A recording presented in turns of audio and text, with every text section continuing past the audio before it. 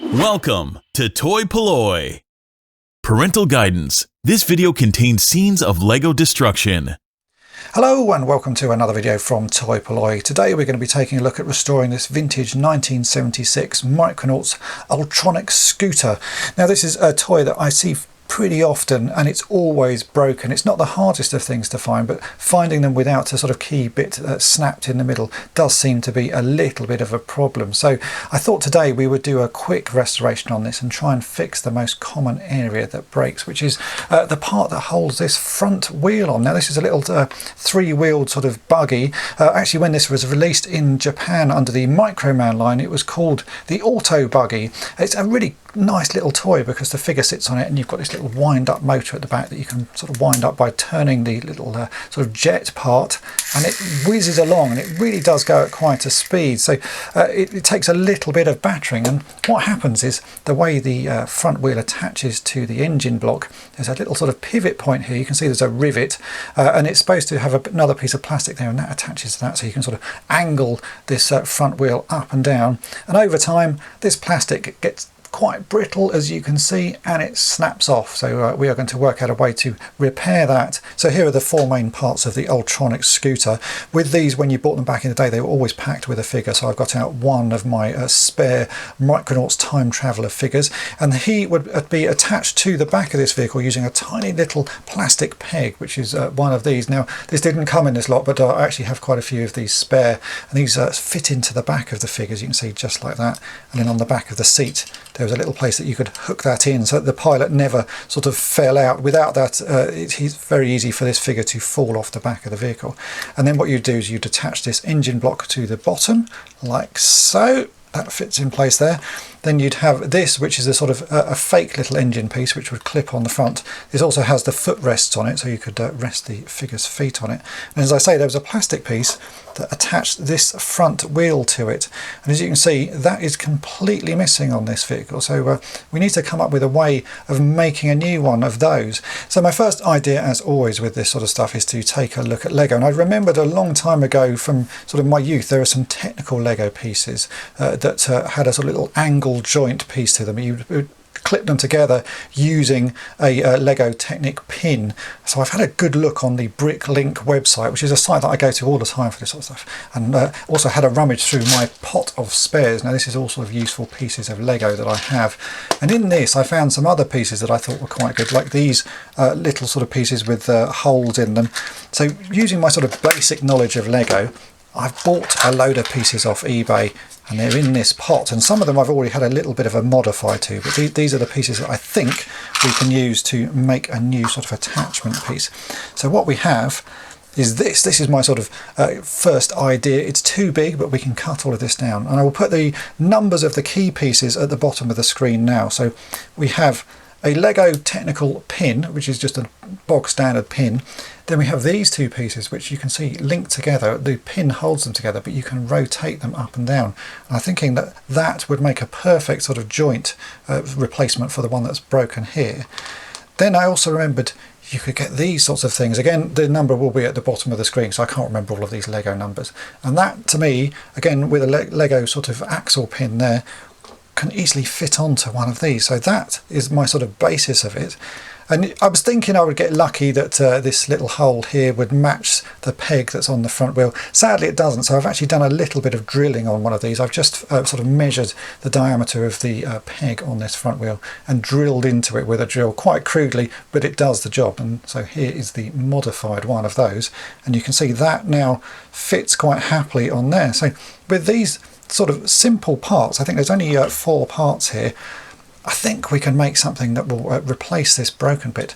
And obviously it's all going to be made out of black plastic, so you won't even notice that it has been fixed. So let's go ahead and we'll start making this new sort of part from scratch out of Lego. So I'm going to say this is my sort of prototype. This is just bog standard pieces of Lego, apart from the one that I've enlarged the hole on there. And you can see that this will make something that will do the job. We can then rotate this wheel up and down, but it's a little bit too big and a little bit too long. But the great thing with Lego Lego is it's very easy to cut, and it's also very easy to glue using things like plastic weld. So my idea now is to basically cut a big chunk of this middle section out so that we can sort of shorten this first part, so it really is just the bit that attaches to the front wheel and spokes, and then the bit that attaches to this middle section here. So we're going to really chop that down and glue it back together. You can see I've got the shortest sort of axle pin that I can find, and they are all made of red. That's not the bit we're going to use finally. I've got a black one, which is these sort of longer pieces, and I'm going to trim that down, just use a small portion of it. So I think the first thing to do is let's attach these two pieces together. So we've got to cut a chunk off this part, and then we've got to cut a chunk off this part and glue them together so they are nice and short. I think that should look quite nice. So let's get chopping.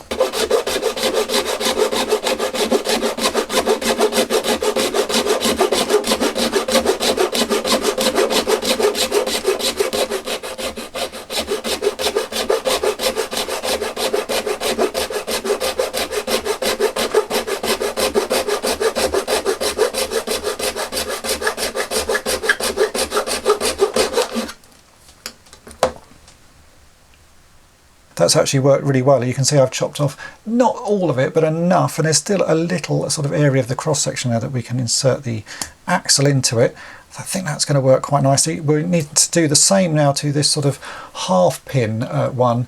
We'll chop as much off as we can. This one's a little bit sort of harder to do just because there are holes around the edge of it, but if I chop off a small amount of that, and then just enough that we can sort of glue these all together, and there'll be some strength to it. I think this will end up being slightly longer than the original part, but that can't be helped because we want to keep sort of enough rigidity and strength to it, and if we cut it down too much we will lose some of that. So yeah, let's cut this one as well, and then we'll glue these pieces together and we can start working on the other bit and attaching it to the engine block.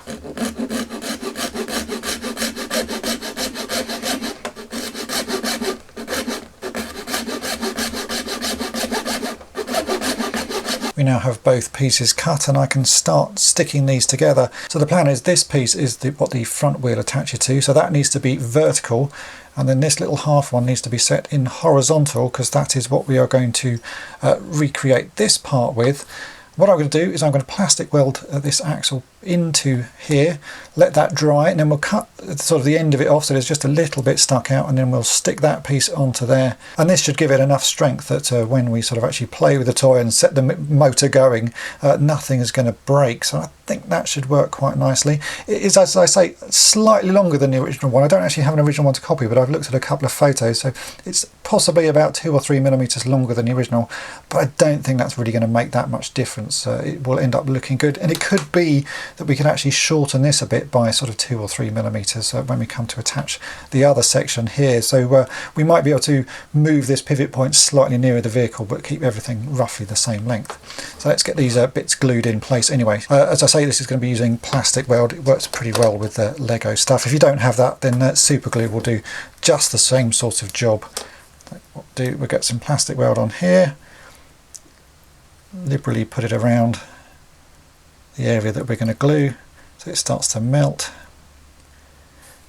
and then we'll push that piece in like so, and then I'll put a little bit more plastic weld around just to make sure everything has sort of started to dissolve and stick together. Then I've really got to guesstimate how much of this we need. I can probably work that out by putting the red piece in. We can see how far that goes in.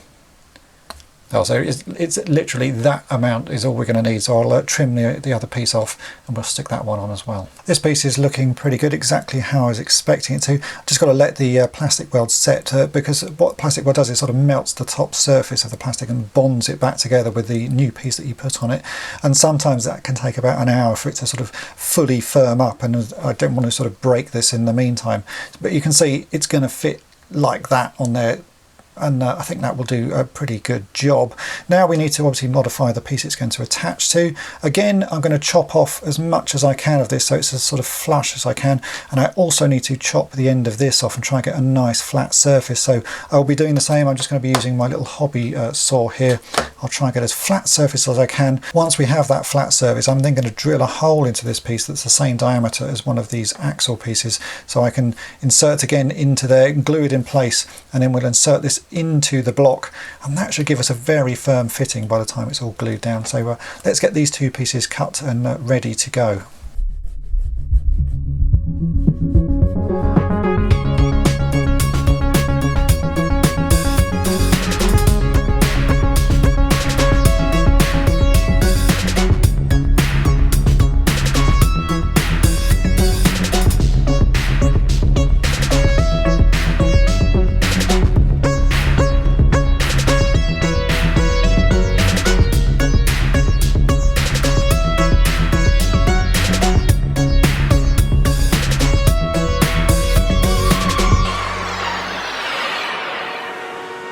With that end piece cut off, I'm now just slowly drilling holes into this, getting slightly bigger each time I drill until I get something that is the same diameter as this Lego axle. The plastic is incredibly soft, so I'm just doing it with a pin vise here.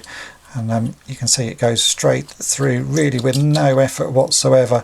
So I don't really want to use an electric drill, just because I have a feeling that it might sort of split it if I go too fast. But it's not going to take too long just to drill these out. You can see that's now a 2.5mm hole, slightly off centre, so I'm going to sort of rejig that as I go through.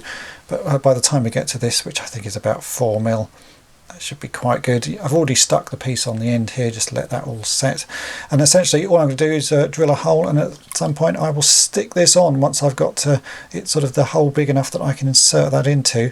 And then we can start putting everything together. So let me just enlarge this hole a little bit more and we'll get these all stuck in place. Everything is now ready to go. I've enlarged this hole so that it's just big enough for this Lego axle to be pushed in there. You can see that's going to be quite a snug fit. So all I've got to do is trim this post down so that we have just about the same amount of Lego going in. You can see it's not a great deal, but it'll be enough by the time we put some super glue on that to really hold it in place. And then once that's done, we can start attaching everything together. This is the Lego pin that I'm going to use to hold the two pieces together. Again, you can see this is like double length, so I'm actually going to trim off one side of it. You can get single ones of these, but they only come in a grey plastic, and I want to make everything out of black so that it really doesn't stand out. So I'm just going to trim this one down. It shouldn't be too hard to do. Again, just use the plastic nippers to cut off one edge of it. But let's cut this down and glue it in place, and then we can put it all back together.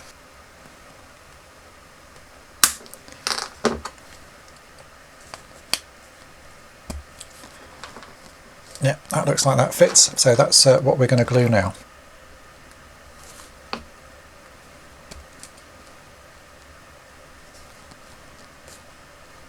And you need to remember that this piece needs to line up sort of exactly with the seam line of the original engine, so that when we put this piece on, it will pivot in the right direction. I think that's good and close. So we'll let that super glue dry. I'm going to just trim down this pin and we can put the vehicle together. So let's try this. Here is the half pin. What we'll do is we can put that into one side of the Lego piece. Just push that in place. And then we can push those two pieces together. You can see that now works really quite nicely. As I say, it's just a little bit longer than the original, but I don't really think that's going to make much difference. Then we can put the front wheel on. Yeah, I think that's going to work really very nicely. It's all nice and black, so you'd hardly notice that this had been changed at all. And we'll bring the back of the vehicle in. Just move his legs out the way. Can slot that on, and angle his legs down. We'll check that his hands actually still reach the handlebars, which they do. The hands on these are very delicate, so you do have to be particularly careful clipping them on. But I'm going to do it anyway, just so that we can see him riding the bike properly. And there we go. I think that is a pretty good fix. Very happy with that. The bike looks like it should do, so let's give it a test. So here's the Ultronic Scooter. You can see it actually rolls along quite nicely even without the friction motor going, but we might as well give this motor a try. So I'm going to wind up the engine just a little bit, because these do have quite a bit of oomph to them. Let's set it going. Ooh, even did a little wheelie there. Let's try that one more time. As I say, these motors do have a lot of go to them. Yeah, that's pretty good. It's really working very nicely. That's a very sort of satisfying Lego fix there. Now with the Ultronic Scooter, it was up to the child as to where the stickers went on it. And you can see on this one that only a few stickers have been applied. I actually quite like the sparseness on this one. It looks makes it look sort of pretty unique. But if you want to add the stickers to your own scooter, I have actually recreated the artwork for it here. I found an old scan of them and have sort of redrawn them and made them look as old as I can. This file will be available from toy-polloi.com for free, so if you want to do your own ones, go and grab that. But as I say, on this one, I think I'm going to leave it as is. I think it just looks quite nice. It gives it a sort of sparseness, but I think that's how I would like to display it. And as you can see, the piece of Lego has really sort of worked well. I don't think most people would even notice that that had been repaired, and you can still, if I unhook the driver, you can still rotate it up and down as the original one would have been able to do. So it's a good fix because it recreates all of the original sort of elements of the original toy back when you would have got it. So there you go, that is how I would fix the Ultronic Scooter. As I say, it's a toy that you always see broken, and I know a lot of people don't bother buying it because it is damaged in that way, but as you can see, it is incredibly easy to fix and quite a satisfying thing to repair. I do need to say a massive thank you to Mark Sturdy, who very kindly sent this in, and it certainly has been a fun project to work on. I hope this video has been of interest to you. If it has, then make sure to hit the subscribe button and tap the bell to be notified each time I upload a new video. And thanks for watching. Thanks for watching toy-polloi. Subscribe for more great videos. You can also follow toy-polloi on Twitter, Facebook, and Instagram.